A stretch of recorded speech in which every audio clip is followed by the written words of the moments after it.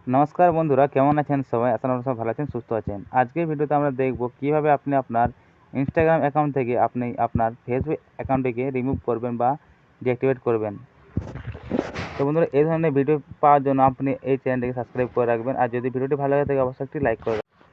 তো আপনি আপনার ফোনের ইনস্টাগ্রাম অ্যাপ্লিকেশনটি ওপেন করবেন। তো আপনার ইনস্টাগ্রাম অ্যাপ্লিকেশনটি হোম পেজ ওপেন হয়ে আসবে।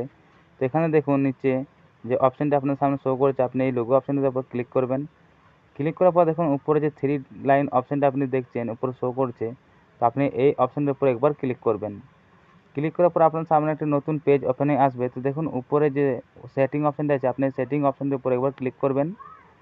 ক্লিক করার পর আপনার সামনে নতুন পেজ ওপেন হয়ে আসবে। তো দেখুন নিচে রয়েছে মেটা অ্যাকাউন্ট সেন্টার, তো আপনি মেটা অ্যাকাউন্ট সেন্টার উপরে একবার ক্লিক করবেন।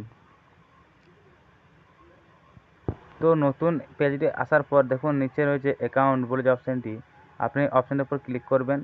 ক্লিক করার পর এখানে দেখুন আমার এখানে উপরে ইনস্টাগ্রাম আর নিচে ফেসবুক অ্যাকাউন্টগুলি শো করছে।